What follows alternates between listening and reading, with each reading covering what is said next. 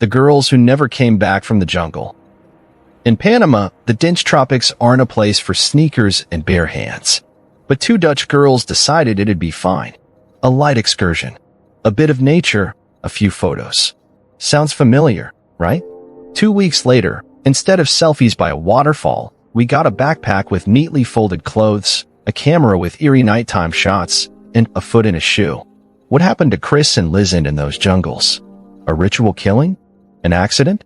Or something worse? Something even the jungle couldn't swallow? This is Shadow of Crime, a channel where even shadows tremble at the truth. Don't forget to like, subscribe, and brace yourself. Today, we're diving into a case no GPS can guide you out of. And the next episodes? They'll be deeper, darker, and weirder. Trust me, this is just the beginning. Part 1. Kris and Lisanne. Let's set the scene. April 1st, 2014, Panama. The warm humidity has crossed from pleasant to hellish. Boquete, a tourist village straight out of a postcard, exotic, jungled, clouds drifting between trees. And it's here that a story unfolds, one that, a decade later, keeps millions awake at night. A story that started as an innocent hike by two Dutch students and ended differently, far too differently. Their names were Lisanne Froon and Kris Kremers, 22 and 21 years old, respectively. Best friends. Fun, smart, ambitious. Both from Amsterdam. They came to Panama as volunteers to teach kids English, see the world, make a difference. And, of course, to travel a bit. Snap some Instagram shots. It was 2014, the golden era of filters and wide smiles. But one hike changed everything. The trail, El Pianista, path to oblivion. April 1st, midday, Kris and Lisanne set out on the El Pianista Trail. It's an 8-kilometer route through tropical forest, up a slope, and then it vanishes. Literally. Past the summit, the path turns into a less touristy, more treacherous descent toward Boca del Toro village. But the girls weren't planning to go that far. At least, that's what everyone thought. Because no one saw them alive again. The first days, nothing. No trace. The girls' parents raised the alarm by April 2nd. Searches began, official and private. Dogs, helicopters, even local shamans were called in. But the result? Zero. No girls. No belongings. No trace on the trail. As if they dissolved into the jungle. In Panama, the forests aren't like Holland. Even the most seasoned local guide can vanish 2 steps into the thicket. These forests breathe, watch, and sometimes take. But why did 2 girls just disappear? Without a sound, without a scream, without a signal? The phones, the only witness. 10 days later, on April 11th, a local woman found a backpack by a riverbank. Inside, the girls' phones, a digital camera, sunglasses, $83 in cash, and get this, 2 bras. And everything was dry. Yes, Panama's humid jungle spat out a backpack, neatly placed, as if someone had set it there on purpose. It doesn't add up.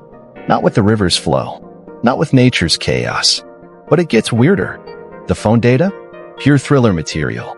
The first call to 112 was made at 4:39 p.m. on the day they vanished, just hours after setting out. Over the next 10 days, the girls tried calling emergency numbers over 70 times. But no connection. By April 6th, Lisanne's iPhone 4 went silent. Kris's Samsung kept turning on for a few more days. But, listen to this, the PIN was entered incorrectly multiple times. What does that mean? Maybe someone else was using Lisanne's phone after she was gone. Someone who didn't know her PIN. Creepy yet? Now, the camera. The camera's photos, heart of darkness. We're used to seeing travel selfies. The girls took some at the start of the trail. Smiling, happy, even as the path steepened, it looked like a fun adventure. But after April 1st, the photos stopped. Until April 8th, total darkness. Then, one night, between 1 o'clock and 4 a.m., 90 photos were taken. Jungle, rocks, fog, branches, water droplets on the lens. And one of the most chilling, a shot of the back of a head with a bloodstain. Why? Who was taking these? Why at night? Why so many unfocused, illogical shots? Maybe to light the way. Or maybe to document something else entirely. A last trace. a testimony before the end.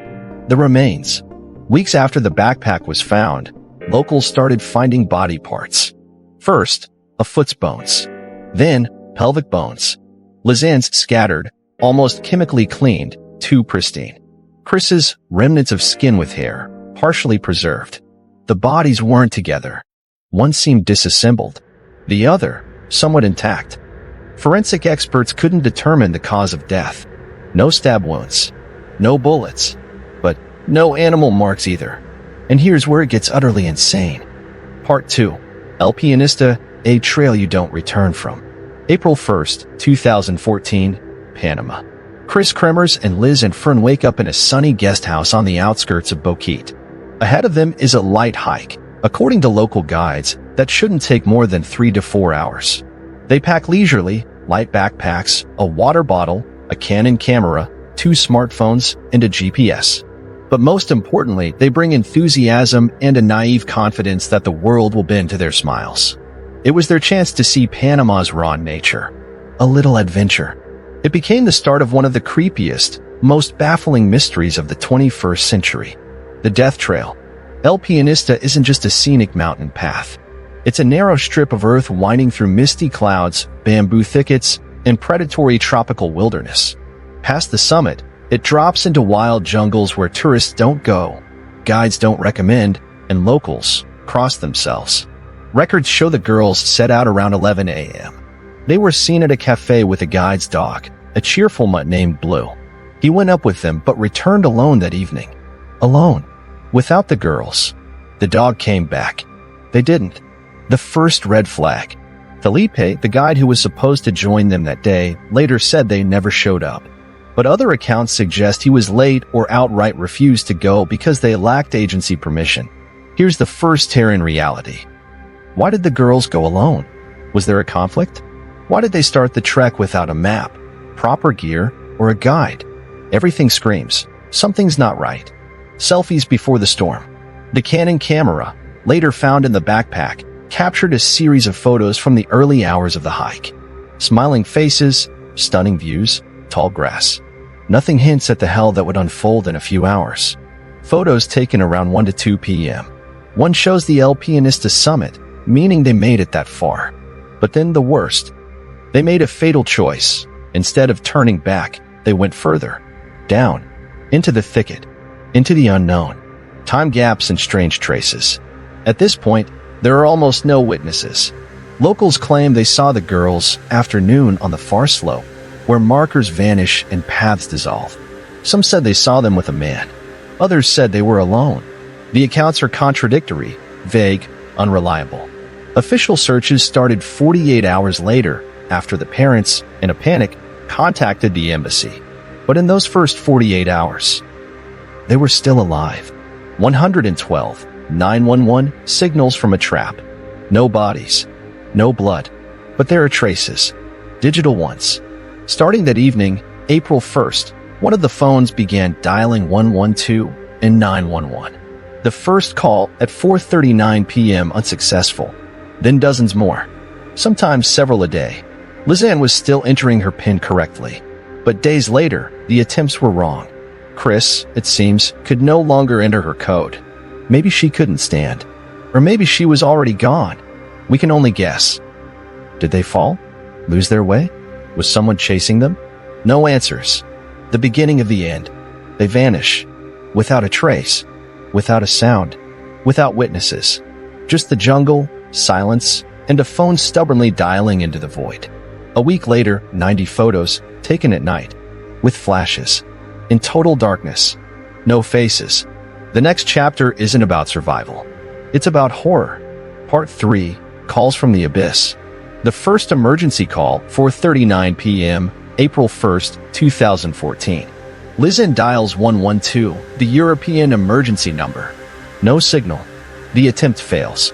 This is the pivotal moment. They're no longer on the trail. They didn't just go further. They're lost. Another call. Then another. And another. Dozens of calls from both phones, Lisanne's Samsung Galaxy S3 and Kris's iPhone. But no network. Panama's jungles aren't Amsterdam with Wi-Fi on every corner. This is a dead zone. In every sense. Days 1 to 3. Hope. In these first days, panic hasn't yet turned to despair. They're alive. They're together. They're calling. April 2nd. Around 1 p.m., another attempt from the Samsung. Then a few from the iPhone. April 3rd. Lisanne still enters her PIN correctly. No way out. But they don't give up. This is key. They're acting rationally. Searching for a signal. Saving battery, calling at midday, when signals are theoretically strongest. Not wasting everything at once. Then something breaks. Days 4 to 5, something happened. April 4th, the last time the iPhone's PIN was entered correctly. From April 5th, the attempts are wrong. Someone is clearly trying to unlock the phone, but they don't know the PIN. Think about it. Who has Kris's phone but doesn't know her PIN? Options. Lisanne. But why would she know it before and not now? Someone else. A third party. Or Kris can no longer speak. Not because she forgot, but because she's gone. Days 6 to 10, silence and darkness. From April 6th to 10th, desperate calls from the Samsung. But no connection. The iPhone shuts off on April 6th at 10:56 a.m. and doesn't turn on until April 11th. 5 days of silence. Either rational battery conservation or fear, because even turning on the phone became dangerous. The second option feels all too likely. Then, April 11th, a brief iPhone activation. A few more fleeting power-ups, mere seconds long. To check the time? To check something else? Or a desperate signal attempt? No calls. No photos. Just darkness. 30 minutes of terror. The night of April 8th. Here it is. The climax. The Canon camera, 90 photos taken in the early hours of April 8th, between 1 o'clock and 4 a.m. Photos in absolute darkness. In the thicket. With flashes. No people. No trace of the girls. Why? 2 possible explanations. Hypothesis number 1. Survival. Maybe they were trying to light their path. Navigating the jungle at night.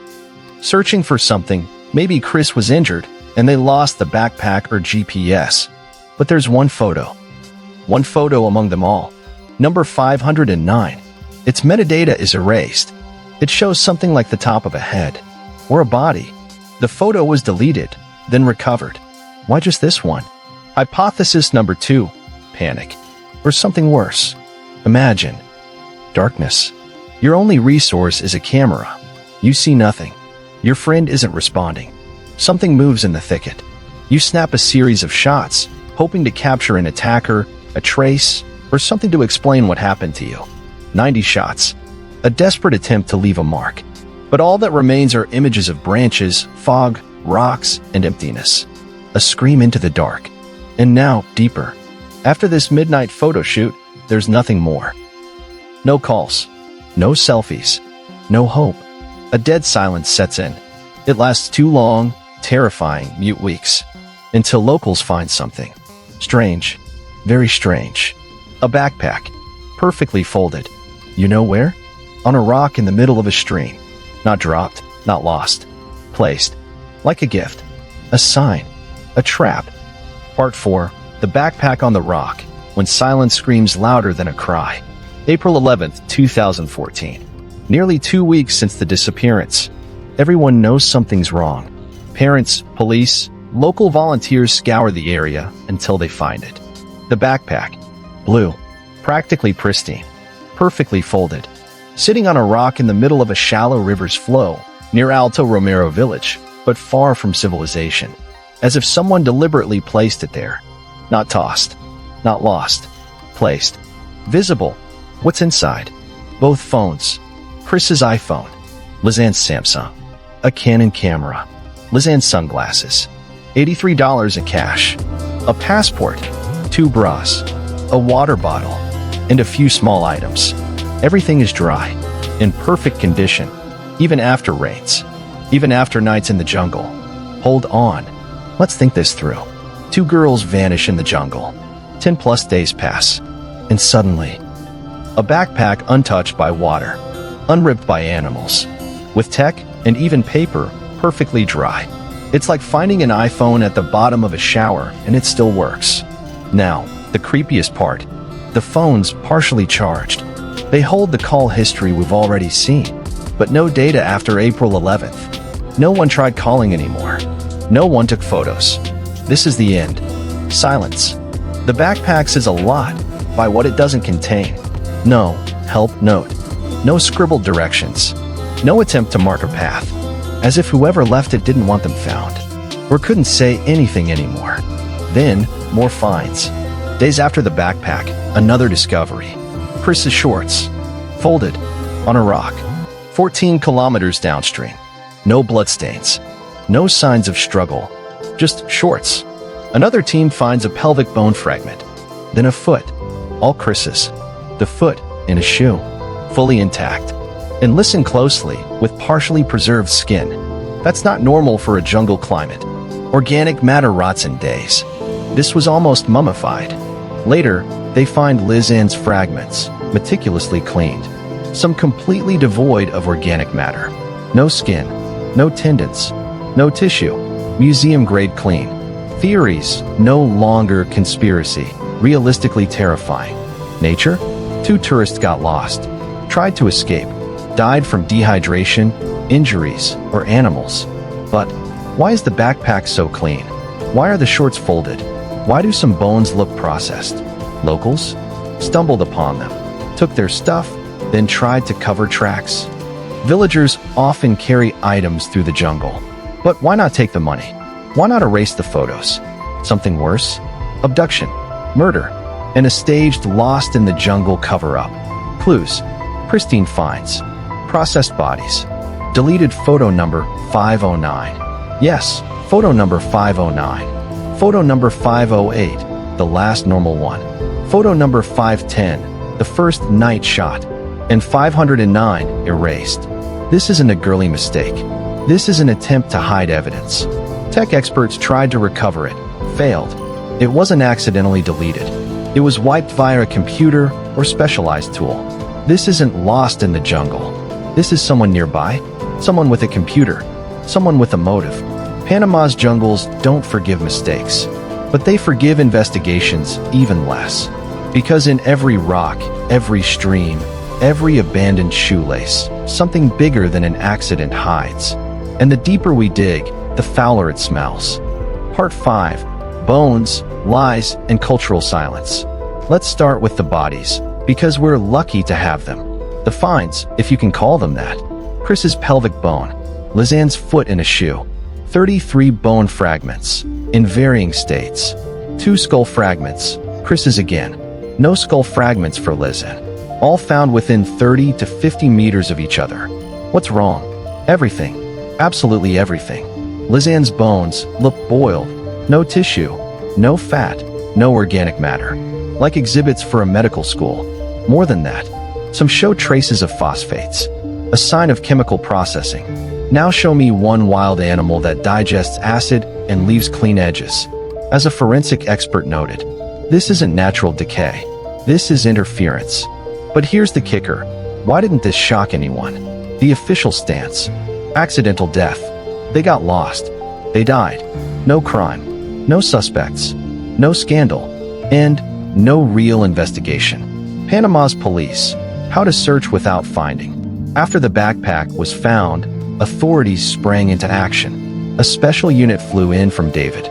Dogs, helicopters, everything looked convincing. But then, witness statements were ignored.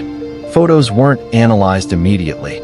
Some items were lost during the investigation, including parts of the camera gear and the shoe with the foot.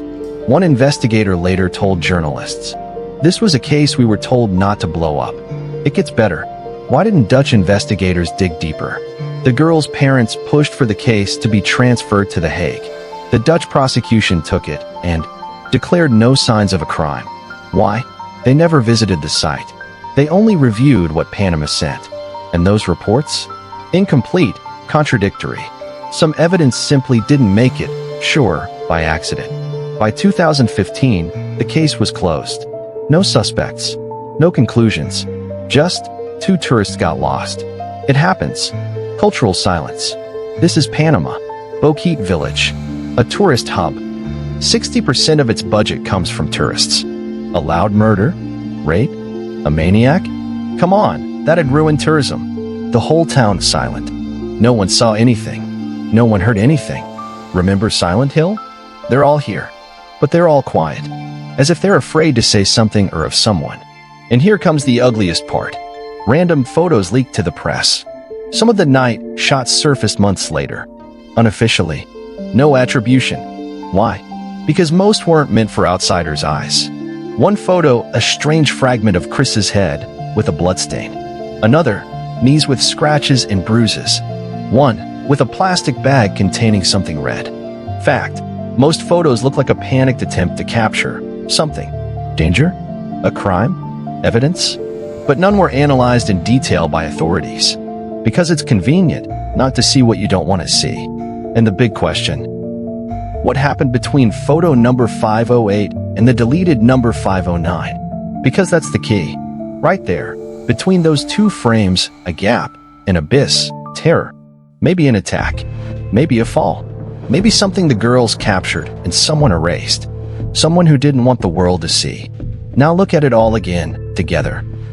Night photos, as if the girls were illuminating something or someone. Scratches on knees, not from walking, but from crawling or fighting. No blood on most bones, either not a violent death or a very careful murder. The backpack and shorts left on display. Police inactive. Prosecution, no conclusions. Tourism thriving. This isn't mysticism. This isn't fiction. This is reality. And that's what's scariest of all. Because in a world where girls vanish, it's terrifying. But it's even worse when their discovery changes nothing. Part 6, Bloodless, The Shadow Man, and a damn jungle theater of the absurd. Let's cut to the core. When did they actually die? The official version, they died within the first 24 to 72 hours. But look, Lisanne's phone was powered on multiple times over 10 days. Her PIN was entered correctly for the first 3 days.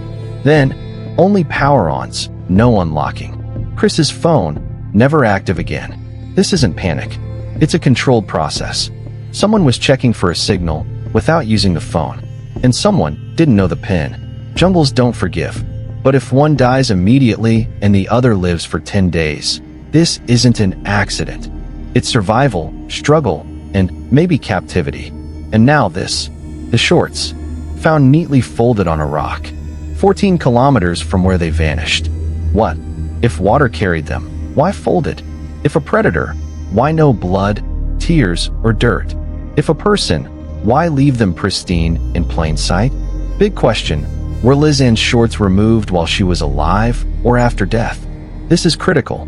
Because removed while alive, without her consent, that's interference. Removed after, not great either, because you don't undress a corpse for no reason. Either way, this isn't random. Picture the scene. Silence. Jungle. A rocky patch by the river. And neatly folded women's shorts. Without their owner. This isn't a survival scene. This is an exhibition.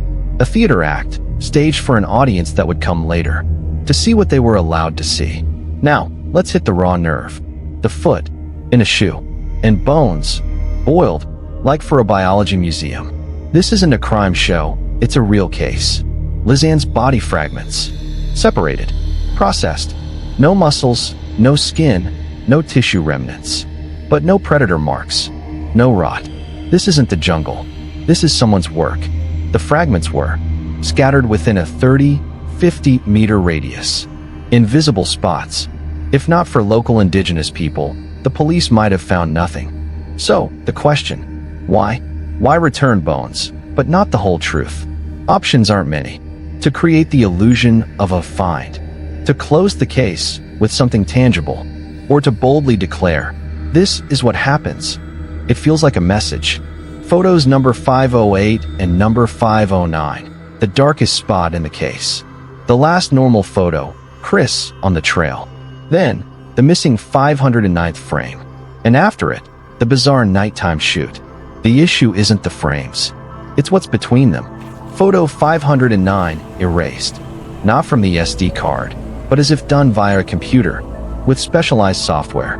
Because simple deletion leaves traces in memory. Here, there were none. Now tell me two tourists with no tech skills did this in the jungle, by accident. If someone erased the photo, then they had access to the girl's belongings. They had time. and a motive. Now imagine you're not us. You're them, the one who did this. You know the girls are gone. Have their backpack, clothes, tech. Know there'll be an international uproar. And you wipe one photo, but leave the others. Fold the shorts in plain sight. Return body fragments. These aren't the actions of a panicked person. This is a script. Someone was playing. And we're not the players, we're the audience.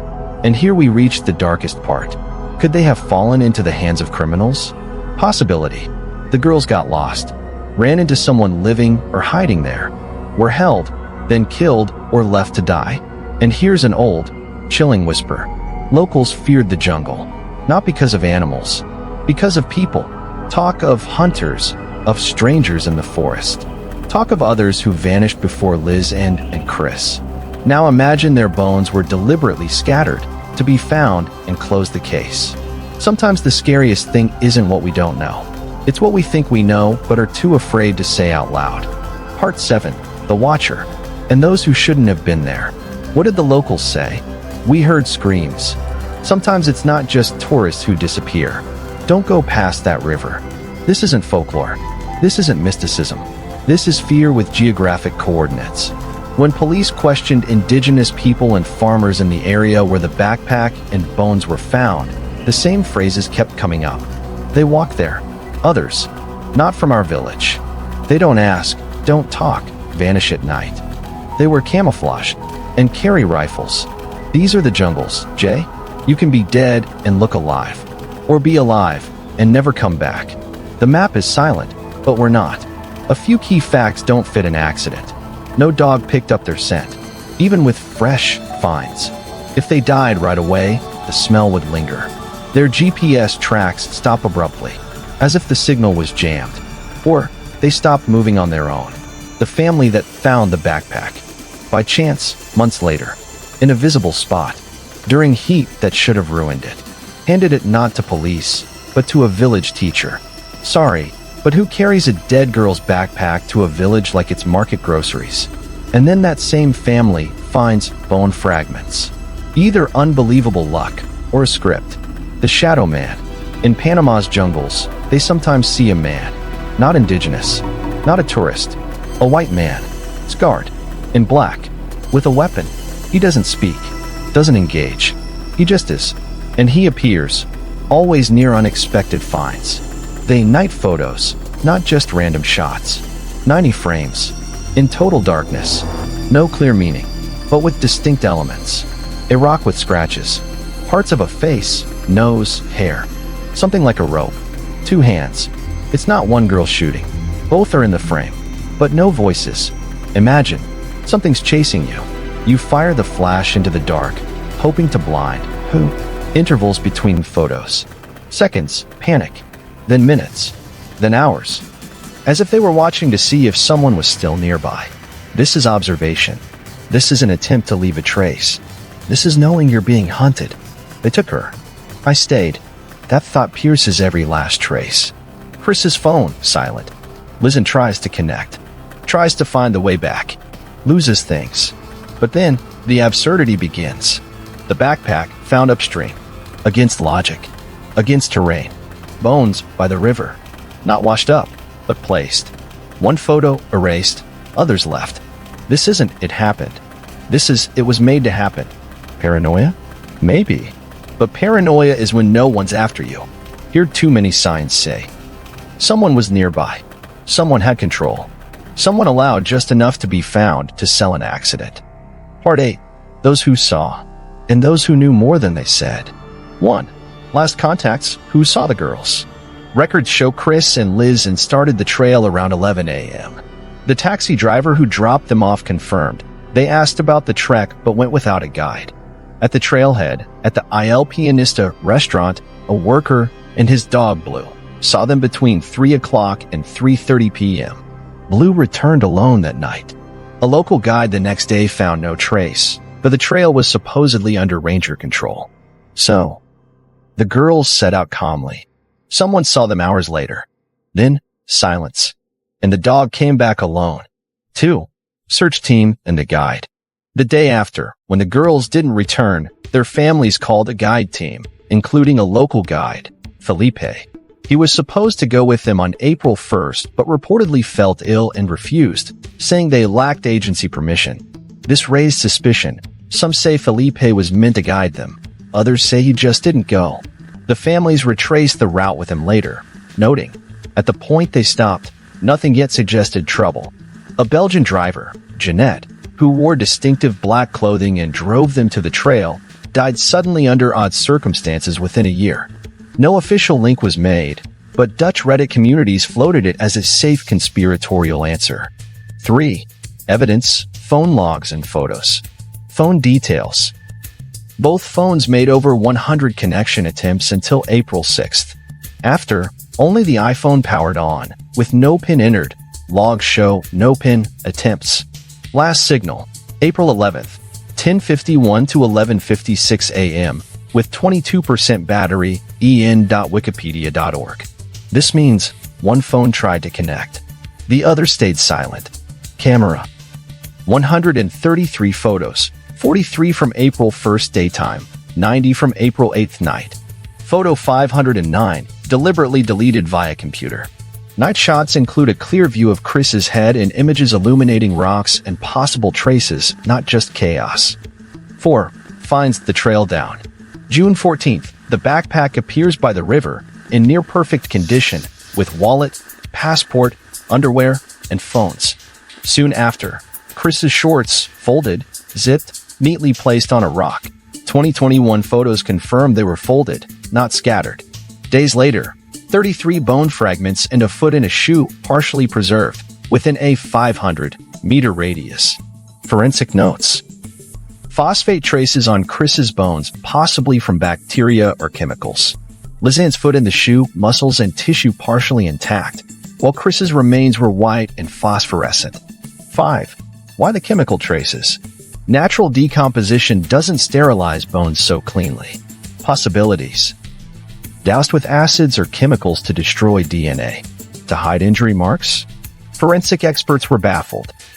10% of remains is too little for 10 weeks. Another tourist, who died in the same area under similar conditions, had 90% of their body intact, with no chemical traces. 6. Silent authorities. Panama's prosecution halted the investigation in 2015, with no criminal findings. Dutch prosecution didn't visit Panama, deemed the evidence insufficient, and closed the case. No suspects. Some evidence, e.g., suspicious camera gear and the shoe, was lost in transit. 7. Voices of family and experts. Parents on the investigation. Their bodies should have been found. There's not enough evidence to close the case. Independent forensic expert. The bone distribution doesn't match random, even in the tropics. The phosphates aren't natural. What do we have now? 2 students went up, then ventured further. Phones were used repeatedly, photos lit up the day, then snapped into a nightmarish break. Then only scraps of bodies, barely preserved, but tech intact. This isn't a jungle tragedy. It's a tragedy of silence, a disappearance without identity. And it's a story of how authorities and society let darkness dissolve. Part 9. The Trap. Who knew and why they stayed silent? 1. Mountains that swallow and don't give back. Panama isn't just paradise beaches. It's also wild mountain jungles where even locals tread carefully. The El Pianista area, where Kris and Lisanne vanished, isn't just a tourist trail.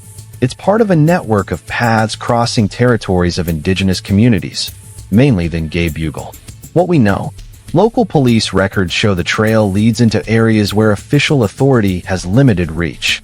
So-called comarcas, autonomous zones, often operate by unwritten laws. Local guides openly admit, go in without permission, and it's not our responsibility. But someone should have warned the girls, right? Did they? 2. Local contacts. What fell off the radar? Case files mention an unregistered guide who spoke with the girls before the hike. His name doesn't officially appear, but from the family's private correspondence, we know the girls were invited to hike with someone who often took tourists, but without permits. Speculation suggests he was the one who fell ill at the last minute, leaving them alone. The bitter irony: who was hiding behind that excuse? 3. Time anomalies. Last calls, last photos. Back to the phones. After the disappearance, April 2nd, Lisanne's phone tried calling 77 times. April 6th, Kris's iPhone powered on, but no PIN entered who held the phone. April 8th, 1 to 4 a.m., 90-plus photos in pitch-dark rain. One frame, Kris's head, clear, lying down, sitting, unknown, taken at close range. One shot, a rock with red traces, not confirmed as blood, but the last, a blurry frame, as if light hit the lens during a shake. This isn't random. It's a sequence. 4. The return of belongings, symbol or trap. June 14th, the backpack appears by the river. The area had been searched multiple times. Contents dry, phones undamaged. Wallet, passport, everything intact.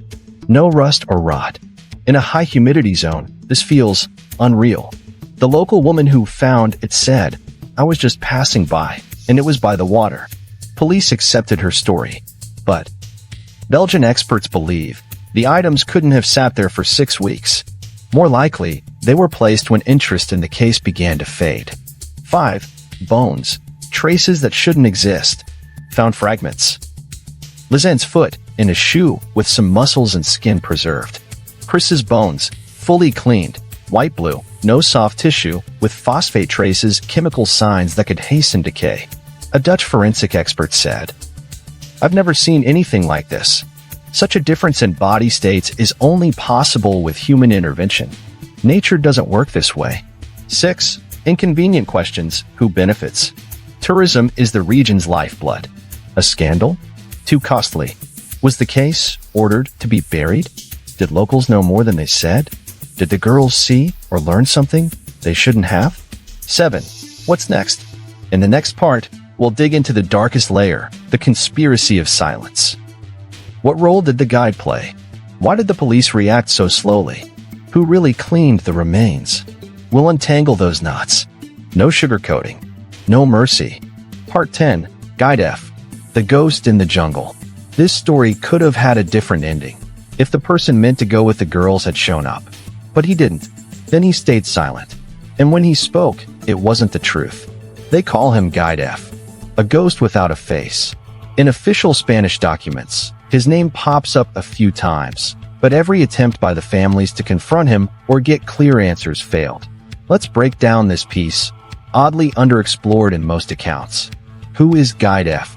A local mountaineering instructor from Boquete, often hired for private routes to Baru Volcano and through the El Pianista Trail. Kris reached out to him, asking for a private hike, in English, with a guide, photos, and, crucially, a set date and time. It was supposed to be April 2nd, but the guide didn't show. He mixed up the date, was busy, or canceled last minute. The reason shifts depending on the source. Meanwhile, this guide works for the same agency as another guide who later found the girls' remains. Coincidence? Or a lead? The girls go anyway. Alone. It wasn't a standard group trek. They didn't register, didn't leave a plan, didn't get insurance. 2 young foreigners just packed up and set out on a trail that, according to friends, the same guide recommended. Whether for April 1st or 2, unclear. But one fact holds. This man knew their route, knew they were going, and told no one when they vanished. The guide's silence. He didn't contact police, didn't call the families, didn't alert the hostel owners. Even as news of the missing tourists spread through Boquete, he stayed quiet. His first police contact came a week later, when the investigation was in full swing and journalists were hyping the story. His response? Something like, "I didn't know they were those girls." Verbatim. The guide, who'd corresponded with them about the hike, didn't recognize them in news photos. His logic, a riddle wrapped in fog. A suspicion that never went official. When the girls' parents arrived in Panama and started their own investigation, they met with this guide. He agreed to talk, but no cameras, no recordings, no press. And he was visibly nervous. The parents recall he fumbled details, changed his story about the hike date, denied recommending the route, insisted he knew nothing. The police, by the way, showed little interest in him. No polygraph, no DNA test, no check on his whereabouts from April 1st to 3rd. When journalists pressed, they got a brush off. This man isn't a suspect. But here's a twist. Case files include a review of a guide from Adventure Tours Bouquet, dated weeks before the disappearance. An American tourist wrote, "Our guide was charismatic but acted strangely. He insisted we leave the main trail, though it was dangerous. It made me uneasy. I didn't go with him again." The guide's name matches the one meant to lead Kris and Lisanne. Coincidence? Maybe. Or maybe not. But consider, the guide left Bouquet within a year of the incident. A year later, he changed his name on social media. His profiles vanished. Today, only a few mentions linger in old forums. And a ghost in the jungle. Part 11. The Sleeping Dog. Bouquet police and a total wreck at the crime scene. In a real thriller, this is where a grizzled detective steps in, a chain-smoking war vet who sees through the haze of a cigar. But in Panama, 2014, we got, let's say, a character from Sleepy Hollow, budget edition with a broken fax machine. Because everything that happened after the girls were reported missing reads like a guide on how not to investigate. 1. The hostel. April 3rd, the day after the hike, the girls didn't show for a scheduled meeting with a different guide, not the one meant for April 1st. The hostel owners raised the alarm. By April 5th, they officially contacted police. But the police didn't start searching immediately. The girls' belongings stayed in their room. Passports, money, laptops, camera, all untouched. Officers didn't secure the room as a potential crime scene. They left it open. For days. Question: were those items tampered with, altered, or cleaned before an official inventory? Answer: no one knows. 2. GPS data lost forever. The search should have been strategic, using mobile carrier data, Wi-Fi points, GPS signals. But it wasn't. Panama's police didn't reach out to Google or Facebook for account activity. They didn't see SIM cards promptly. And most critically, they didn't analyze cell tower data in the first 72 hours. That's the golden window to track a route. Instead, they probably just got lost. "We'll find them alive," a police rep said. While that probably dragged on, any chance of preserving traces melted under the Panamanian sun. 3. Chaotic searches. Soldiers, guides, dogs, but no plan. The search involved local rescuers, volunteers, military patrols, tourist guides, family friends from the Netherlands. But no central coordination. Areas weren't mapped or marked. Searchers' routes weren't logged. This isn't just negligence. It's chaos. Everyone went where they wanted, found what they could, and reported as they saw fit. Some finds were collected privately and surfaced a month later. One foreign searcher even moved Lisanne's skull to a more visible spot for police, then realized he'd broken a cardinal rule: don't touch remains. 4. The backpack person. Found, not sealed, handed over bare. The most alarming moment: the backpack with phones, camera, money, and passports. A local woman from Alto Romero found it and took it home. She said it wasn't dirty and looked recently placed by the river. Not wet, no scratches, preserved. Then classic. No photos taken at the find site. Carried to the village by hand. Camera and phone were powered on before forensic analysis, overriding cache and log files. This is forensic suicide. A Dutch expert, arriving from Holland, was stunned. All evidence was already destroyed or severely compromised. 5. When you don't want to find a culprit. Why did the investigation go this way? Possible reasons. Police didn't want to tarnish Bouquet's tourism image. Even a hint of violence means millions in losses. Local authorities lacked experience with missing foreigners. Possible third-party interference, pressure, intimidation, or interest in wrapping up the case. Unproven, but the fact that the case has no official suspects, despite bodies, a camera, phones, GPS logs, and witnesses, speaks volumes. 6. Police who don't see. Fact: one phone photo from the night series shows a clear human figure. Police response: it's a stump or rock. Fact: Lisanne's body had no shoes, and her bones were bleached to a sterile white, unusual for jungle conditions. Police: natural environment. Fact: call logs show consistent, rational attempts to use the phone, minimizing battery use, as if someone with survival experience was stretching the charge. Police. Probably one of the girls. Which one? They didn't check. We could go on, but the point is clear. The search for truth wasn't in Panama, it was in blogs, forums, in the hearts of families and researchers who refused to accept they just got lost. With every new detail, that version crumbles. Part 12. Bones wider than lies. Traces that don't fade. The jungle washes everything away, but it doesn't sweep it all clean. The police, though, they repaint it. This stage is like an autopsy under a magnifying glass. Details that seem random take on chilling meaning when you use your brain, not just paperwork. And trust me, bodies don't lie, unlike people. 1. Random find or stage theater. June 11th, 2014. Over 2 months after the disappearance, a backpack is found by the Culebra River. A breakthrough, right? Inside, phones, camera, passport, sunglasses, bra. A forensic gold mine. But the backpack was dry, clean, undamaged. A local woman claimed she found it on a rock by the river, looking like it was just placed there. In a jungle where everything rots, sprouts, or vanishes in 2 days, this looked like a prop. 2. The camera, memories and shadows of death. Inside the backpack, a Canon PowerShot camera. 2 sets of photos. Frames 1 to 90. Classic hike shots, girls smiling, posing, walking trails. They even cross a small bridge over a river. The last shot in this series, April 1st, 1 p.m., already off the official trail.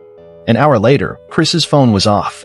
Lisanne was dialing emergency services, unsuccessfully. Frames 91, 100 plus. This is where it gets creepy. Night. Total darkness. The camera captured dozens of shots in the early hours of April 8th to 9th. Flashes in dense tree canopies. One frame, clearly a face, half lit. Another, possibly Kris's head, lying still. One photo, a red plastic piece, like part of a worn backpack or another object. Who took them? Why? For navigation? Fear? Or to document something that had already happened? 3. Phones, silent witnesses. In the backpack, Kris's iPhone 4S and Lisanne's Samsung Galaxy. Their data became the main source of chilling conclusions. Lisanne's Samsung. Active until April 11th. Over 77 call attempts to 112 from April 1st to 10th. Last days, powered on but no calls, as if someone didn't know how to use it. Kris's iPhone. Activity dwindled, but after April 5th, wrong pins entered multiple times. Unlock attempts on April 6th, 7, 9, and 11. April 11th, last powered on. Then nothing.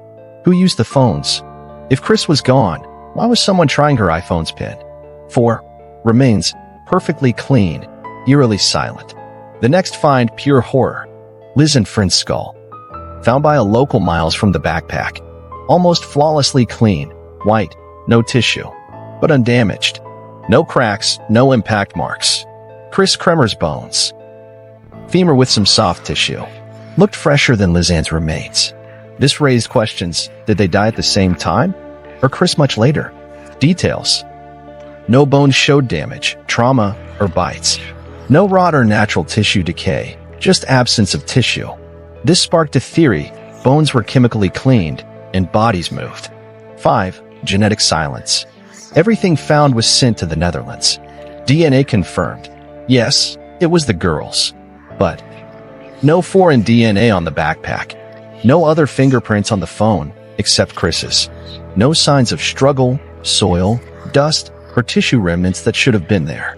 The items looked like museum displays, but not after 2 months in the jungle. 6. The story doesn't add up. Official version.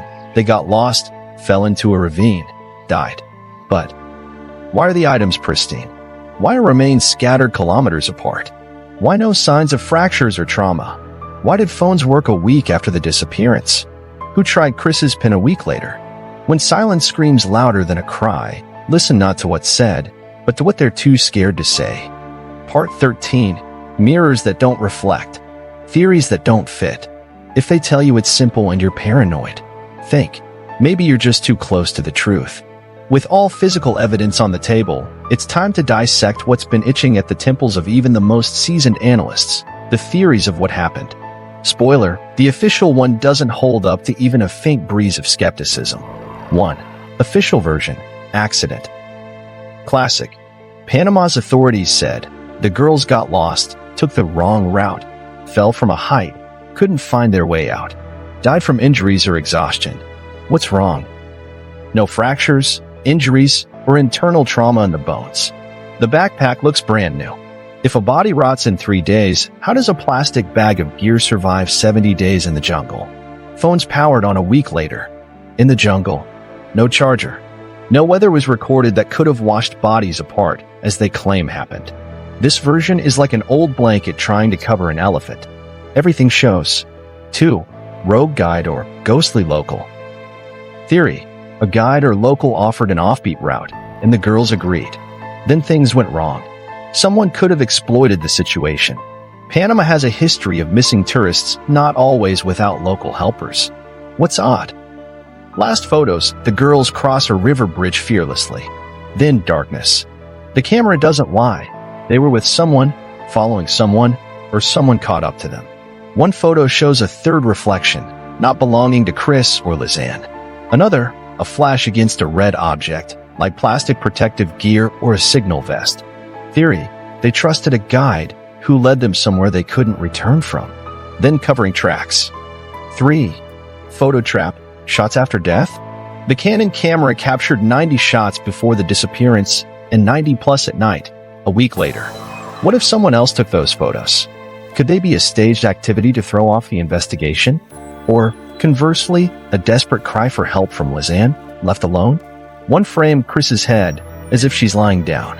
No attempt to help, just the camera. At night, in the jungle, no water, no light. Click, click, click, dozens of times. Either panic or a ritualistic recording by someone no longer a tourist. 4. Unofficial theory, third-party involvement, cover-up, and conspiracy. Here come the red flags. Police cover-up, community secrets, local caudillos. Signs. Panama's police changed their story twice. First, no one saw the girls after the bridge. Then a new witness claims they saw them the next day. Later, not sure. The girls' items found in an already searched area. Sure, it could be typical chaos. Or cleaning up traces. Motive? Possible. Human trafficking, ritual violence, or witnessing something they shouldn't have. 5. Esoteric theory. A curse trail. Let's not dodge it. The El-Pianista trail has a bad reputation. Locals fear it. Disappearances happen before and after. They say something lives there. This veers into mountain spirits and forgotten jungle gods. But when the official story collapses, people grasp at anything. 6. Cold reality. No answers? The scariest possibility, we may never know the truth. Phone data. Incomplete. Bones. No damage. No cause of death. Crime scene. Cleaned or abandoned. The most plausible hybrid theory. The girls met someone they shouldn't have trusted. Things went wrong. They were hidden or released into the jungle with no chance. Everything else, cover up. Out of fear, pressure, or corruption. Part 14. Symbols no one wanted to see. When information falls apart, you search for meaning in the chaos. This is where a tool comes in that makes cops shudder, academics laugh, but everyone fears because symbols are weapons. 1. The skull stone. Among the eerie night photos, a shot of an object resembling a head or skull made of stones. Why shoot this at night? By accident? Doubtful. Lisanne either. Stumbled on someone's altar, or made something similar as a gesture of despair or farewell. Either way, this frame screams, silently. 2. The flicker, like a lantern or fire. One shot shows light, seemingly from below. Not a flash, but something steady. If not a flashlight, maybe a campfire or torch. In the jungle. At midnight. And definitely not at arm's length. Who was it? A rescuer? A pursuer? A watcher? Maybe you don't want to know. 3. The plastic strip in the jungle. One find, a plastic strip sticking out of the ground near the items. Like a marker. Or a gray flag. Official reports silent. Unofficial ones, it was a sign. Look here. 4. 3:40 a.m. 87 photos. One night. We've all seen nights of fear, but 87 shots in a few hours is either panic on the edge of psychosis or documentation. As a detective would say, someone wanted to leave traces to be found, but it doesn't explain. Why so many photos, but none with faces, figures, or silhouettes? Just fragments, night, rocks, darkness. Maybe these are mirrors without reflections, cameras that saw fear but couldn't convey it. Part 15. Silence after the vanishing. Time is the cruelest killer. It wipes fingerprints, burns memories, severs ties. But some stories don't fade. They linger, like ghosts smearing blood on glass. Kris's mother rejects the official story. She still believes something else happened. People in Panama keep disappearing. El Pianista, now a dead trail. The internet births a cult around this case. Hundreds of forums, theories, analysts. But the truth, silent. Maybe it's already buried. Maybe those responsible walk among tourists daily. Or maybe this is a case for an exorcist, not a detective. They all vanished.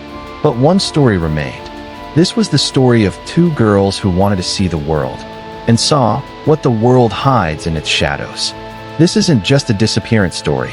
It's the void left behind, like the echo of a scream no one ever heard. You can build theories, models, charts, but something doesn't fit. Why only fragments of Kris's body? Who powered on the phones? Why is the backpack pristine? And who the hell took those photos where life shouldn't be? This story has no ending, just a lingering darkness, sometimes flashing red like a camera flash, or the eyes of someone watching. Shadow of Crime isn't about crime. It's about the shadow left by a crime that never was. And that's it. You can exhale. Though, honestly, you might not want to. Because after this, breathing feels a bit uneasy. Sure, you could say it's just another story. Another missing person, another camera, another tattered map. But if you've listened this far, something in you is ringing, just like it is in me. Subscribe to Shadow of Crime. Because who else will tell you where not to go?